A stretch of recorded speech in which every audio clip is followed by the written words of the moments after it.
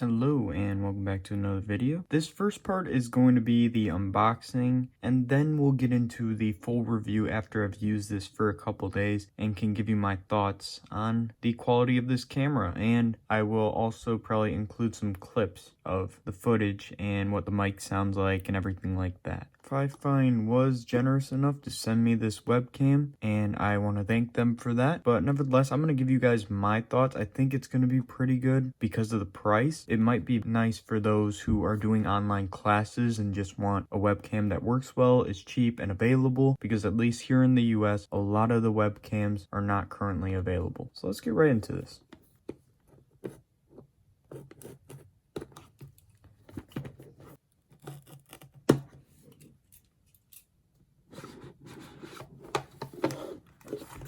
So pretty simple packaging. Let's see if there's any booklets or anything, any cords. Looks like we got USB type A, which is perfect. Most of your laptops are gonna have it. Maybe if you have a newer MacBook, it is USB type C, but you can always invest in a converter if you do only have USB type C. Here's what it looks like.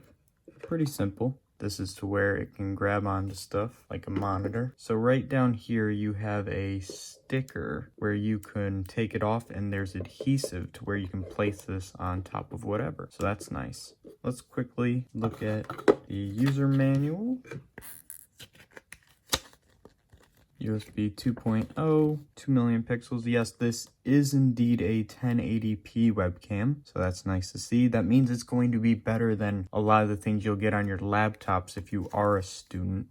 This came in perfect time given the current circumstances, and right here you can see it's 1080p 30 fps. There's the mic, plug and play, video call, and HD correction, and it's compatible with most of the OSs. So you guys know that I personally don't show my face, but we're gonna try to get you guys footage without that anyway. I will show my face at 1,000 subs as promised, and when that happens I'll be able to give you guys better footage of this kind of stuff. But either way, we're gonna make it work. I'm going to test it on my own to see my own thoughts, and we'll see if this is a really good cheap option for you guys to try. So on to the next part. Hey guys, so I apologize for not showing my face, but we will be doing that at 1,000 subscribers, so please subscribe if you're new. Right here we're going to give you guys a little sample of the video on the webcam versus on my 2015 MacBook Pro. And I'm going to bring in a couple objects and everything, and then give you guys my full analysis. These are just your test clips. When I do my full analysis, I'll be looking in depth at stuff like my face and how it auto focuses and everything. This is, again, the MacBook Pro first.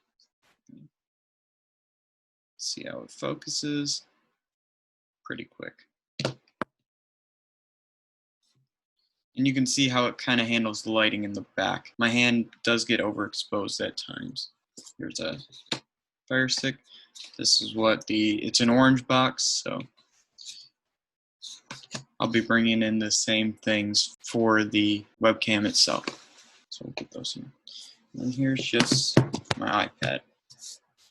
You know, desk isn't clean, so sorry about that, but this should give you guys a decent idea of how it handles this. And again, I apologize. I will go in depth in my analysis.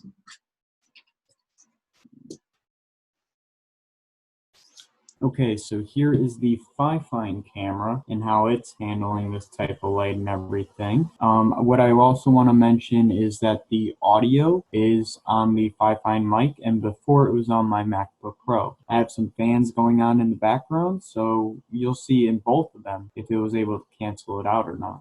But let's bring back the objects in. So, see how well it focuses. Looks like it takes a little second or two. Then gets it. Put that there. Got the Amazon Fire Stick, and based on the words, it does flip it, but that's going to be okay when you're on a web call. You can switch those settings in Zoom. Put that over here, and we got the iPad.